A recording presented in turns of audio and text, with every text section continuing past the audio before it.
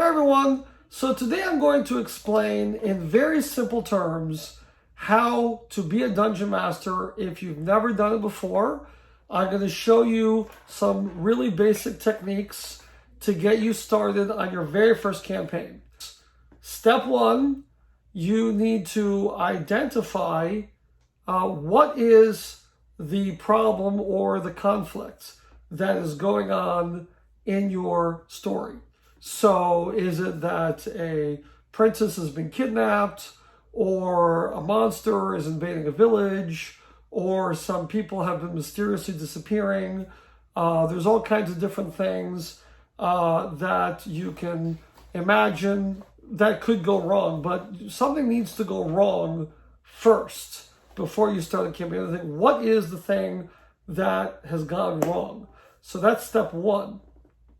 Step two is you have to think about what do the players need to do to resolve the issue. So do they need to find a magical artifact that's going to save the day? Do they need to kill a bad guy? What is it that is going to complete that gaming session? Or perhaps a series of gaming sessions.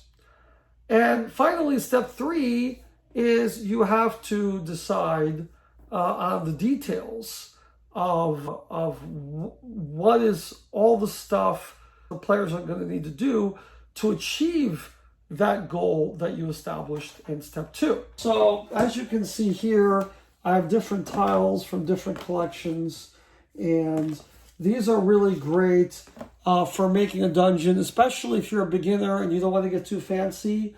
Now, in the old days, I actually used to use graph paper and used to draw my my dungeons. But I think nowadays it's pretty inexpensive to go and just get some basic tiles. And I think if you're just starting out in D&D, I think the best thing to do is to get tiles that are just real simple, just real basic tiles, like something like this where there's not a lot of graphics on it. You know, I'm just going to assort them in the most random way possible because I'm not too interested in designing anything too exciting. But just, you know, it's just to give you an idea. So let's just say you wanted to do a real basic dungeon. You just throw down your pieces here, and, you know, let's just put like a hallway here connecting these rooms. Okay, and then over here we can put another. Like I said, when I started playing Dungeons and Dragons as a kid, this is basically all I did, is I just made dungeons. And I just think that making dungeons is an easy way for a beginner to start, because, you know, when you're playing Dungeons and Dragons for the first time and you're being a dungeon master for the first time, it can be a little overwhelming, you know, having to come up with a story and you know, political intrigue, characters and dialogue, and just having to think about so much stuff. This is just really just going to bring it down to the basics. What I will usually do is I'll take a picture of this dungeon, and then I'll use my cell phone to put numbers, digital numbers on all of these. Okay, so let's say this is the first room that you're going to have. So here, so you can identify that as room 1, and then you can identify this as room 2, and then flip this dice over. Here's a hallway. Now, you might want something interesting to happen in this hallway, so you can make that room number 3. And then here is room number 4.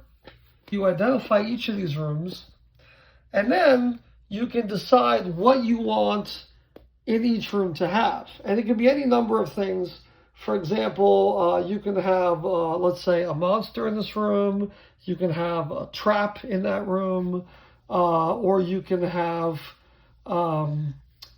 any number of furnishings that you can make up. Let's say you want to have, I just happen to have this handy. Let's say you want room 2 to have this skull fountain. Now, you might not have a cool skull figure, but you can still, you know, describe it to the player. Say, okay, so room 2 is going to have skull fountain. Now, what does the skull fountain do? I don't know. It might just be decorative, or it might have some purpose. It might be part of a puzzle. Maybe you have to, put jewels inside the eyes of the skulls to open the secret passage to the next room. Another clever thing you can do is take a picture of this whole setup and don't show it to the players when they start, so that they don't know what the layout of the dungeon is. So maybe they don't know even that this hallway is even here. Maybe once they do something to this skull object here, it will open up this passage, allowing them to proceed.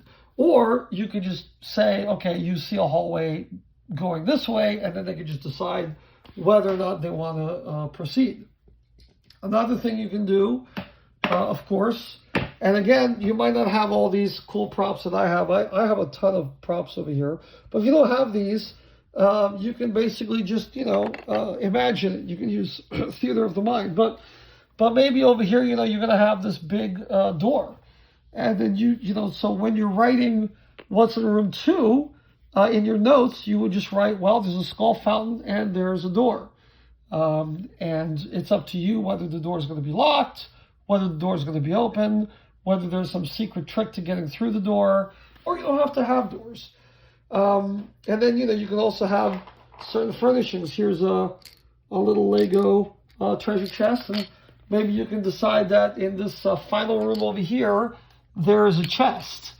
What's in the chest? I don't know. It could be treasure. It might be a key that'll open another door to get you somewhere else. And then, of course, let's not forget monsters. So let's just say that you want your heroes to encounter a monster. So let's say in room number 4, we're going to put this little fish monster guy. So as soon as you walk into room number 4, here's fish monster. You can make it really interesting. You can say that this room number 4 is flooded with water. So when you get in, you don't see the fish monster because he's under the water. I mean, there's a million different ways that you can decide what's in each of these rooms and how you're going to decorate it and what kind of obstacles. Here is a cool little cage you have. Maybe in this room here, room number 6, maybe there's a cage with a prisoner that needs to be rescued. I mean, really, the possibilities of what you might have in a dungeon are endless.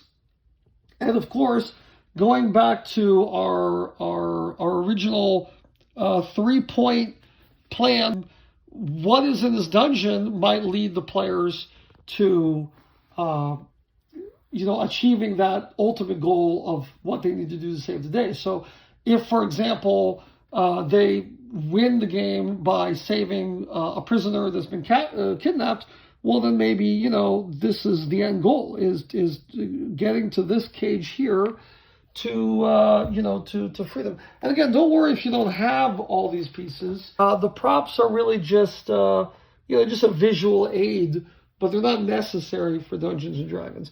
I do think that the tiles make things easier, but even if you don't have the tiles, you can do what I did when I was a kid and just get some cheap graph paper, 1-inch graph paper, and you can just draw it with a pen or a pencil. So, maybe there's a giant poisonous snake, guarding the cage, You can decide how many monsters are in the room or how few monsters. What I would say, though, is I would try to mix it up. One of the most boring D&D games I ever played, I literally had, my Dungeon Master literally just had me go room to room to room to room to room, just fighting monsters. And that can be fun, but if it's too many rooms and too many monsters, it can get really old fast. So, I love monsters, I love fighting monsters, but I think that monsters is like the spice of a good dish. If you put too much of it, you can ruin the dish. So I think you want to have just the right amount of fights, just the right amount of traps to keep your players guessing and keep them interested and keep them from getting bored. So this is what I would do if I was just starting off as a Dungeon Master the first time. I would recommend just doing a simple dungeon game, and then once you learn the basics, then you can sort of distort them and you can come up with more intricate, complicated, layered adventures where, you're not even using a dungeon. Maybe the whole game could be political intrigue or something. But this is a good place to start. You got to learn to walk before you can run, basically. So that's my advice, and Thanks for watching.